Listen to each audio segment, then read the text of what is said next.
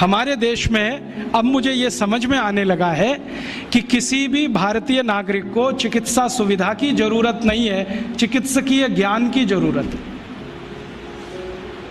Health facilities नहीं चाहिए, knowledge चाहिए। नॉलेज की बहुत कमी, और इतनी कमी है कि पढ़े लिखे लोग उससे ज़्यादा पीड़ित हैं। छोटी छोटी बातें नहीं जानते। पानी को उबाल के पीना, ये इतनी छोटी सी बात है, लेकिन आज के समय की बीमारियों में सबसे इफ़ेक्टिव है, खासकर 3 महीने की ये जो।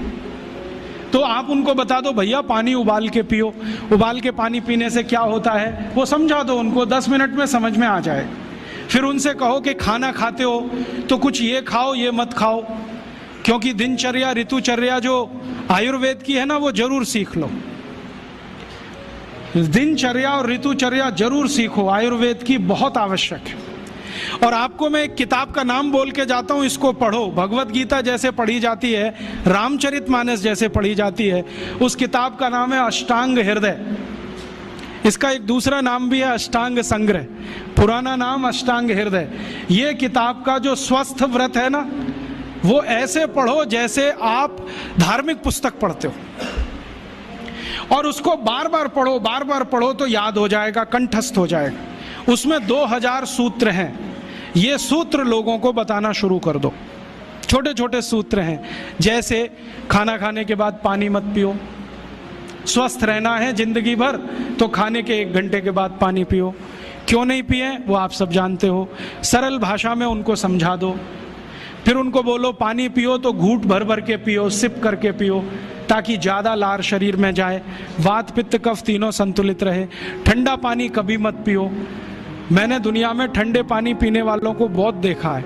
यूरोप और अमेरिका के लोग चिल्ड वाटर पीते हैं, बर्फ़ का पानी फ्रिज में रख के पीते हैं। परिणाम जानते हैं क्या होता है? सवेरे जब टॉयलेट रूम में जाते हैं तो 1-1 घंटे बाहर ही नहीं आते। उनको पूछो भाई तुम क्या कर रहे थे 1 घंटे वहाँ? तो कहते हैं न्यूज़पेपर पढ़ रहे थे, मैगजीन पढ़ रहे थे। क्यों पढ़ रहे थे? स्टूल पास नहीं होता। क्यों नहीं होता? कॉन्स्टिपेशन है, जोर लगाना पड़ता है फिर भी नहीं होता।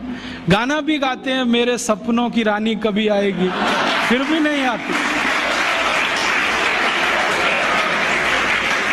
और अंतिम दुष्परिणाम पता है क्या होता है?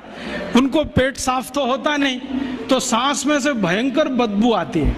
किसी अमेरिकन यूरोपियन के नजदीक बैठ जाओ, अगर वो लिस्ट्रीन स्प्रे करके नहीं आया तो 1 मिनट नहीं बैठ सकते।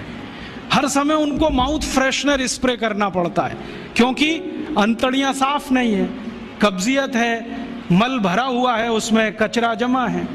फिर उनके पसीने में से भी बदबू आती है। क्यों? कब्जियत बहुत है।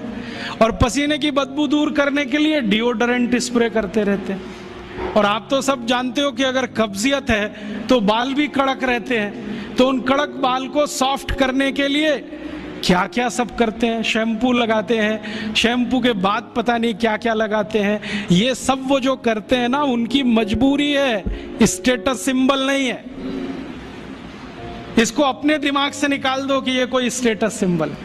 तो सरल भाषा में समझाओ, ठंडा पानी पीने से ये होता है, मत पियो, समझ जाएंगे।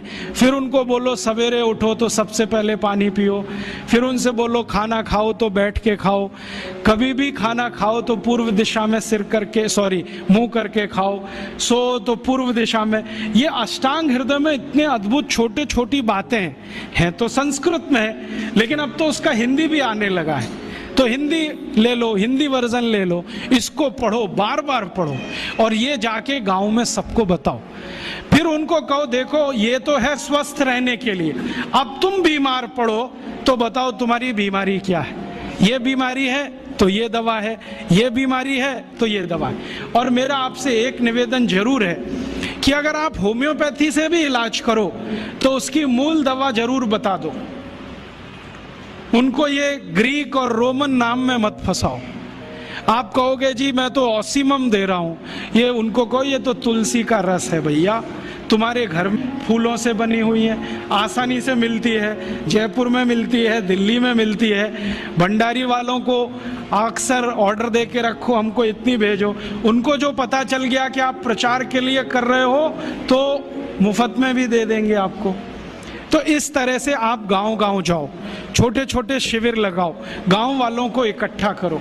गांव वाले बहुत दुखी हैं, शहर वाले भी दुखी हैं, वैसे तो वो दुखी हैं। इसका यही सबूत है कि रामदेव जी आए जयपुर में सवेरे 4 बजे तो सब लोग पहुंच जाते हैं वहां, पैसा भी देते हैं, समय भी देते हैं। और 4 बजे रामदेव जी कहें टांग ऊपर उठा लो तो उठा लेते हैं, कहें सिर नीचे कर दो तो कर लेते हैं, ऐसे कर लो तो कर लेते हैं। क्यों? परेशान है, दुखी है, शरीर उनका साथ नहीं दे रहा है। और इतने दुखी हैं कि रामदेव जी तो क्या, कोई टिम्बकटू आ जाए उसी के सामने वो आ जाएंगे। और वो दुनिया भर में घूम के आते हैं अपनी अपनी छोटी छोटी बीमारियां लेके। तो इन जो दुखी लोगों का थोड़ा थोड़ा आप मदद कर दो इलाज के रूप में, ये सब आपके भगत हो जाएंगे। और ये भगत हो जाएंगे तो कहो आप भी प्रचार करो इसका, वो भी करें, आप भी करो, तो ये इतना तेजी से मल्टीप्लाई करेगा कि 2-5 साल में एलोपैथी का बाजा बज जाएगा। और बजा देना है अपने को, हाँ, ये संकल्प लेके चलो कि इनका बाजा हमको बजाना है। मैं बहुत जल्दी एक टीवी चैनल शुरू करने जा रहा हूँ एलोपैथी का बाजा बजाने के लिए। इनकी सब पोल खोलनी है मुझे, हाँ, इनकी इतनी पोल हैं मेरे पास, कम से कम 1,500 से ज्यादा डॉक्यूमेंट्स हैं जो एलोपैथी के गंदेपन को सिद्ध करने वाले, इनकी निकृष्टता को सिद्ध करने वाले, ये कितने अनसाइंटिफिक हैं वो बताने वाले, कितने डॉगमेटिक हैं वो बताने वाले। मेरे पास ऐसे बहुत इंटरव्यूज हैं बड़े बड़े डॉक्टरों के, वो कहते हैं कि हम कोई डायग्नोसिस नहीं करते, तीर मारते, लग गया तो ठीक, नहीं तो तुक्का।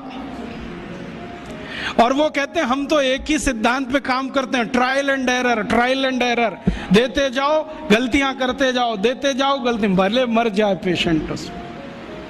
हमारे पास तो कम से कम ये नहीं है ट्रायल एंड एरर वाला। हम तो जानते हैं कि तुलसी है तो उसके ये गुण हैं तो ये रिजल्ट आना ही चाहिए, मेथी है तो उसके ये गुण हैं तो ये रिजल्ट आना ही चाहिए। हमको सब मालूम है, फिक्स है, यहाँ वेरिएशन नहीं है। मेथी के जो रिजल्ट चरक ऋषि को मिले वो आज भी मिलते हैं, इसमें इतना सातत्य है, वेरिएशन कहीं भी नहीं है। तो जो विज्ञान में सातत्य होता है, सत्य ज्ञान वही होता है। तो हमारे पास जो सत्य ज्ञान है इसको लेकर आगे बढ़ें।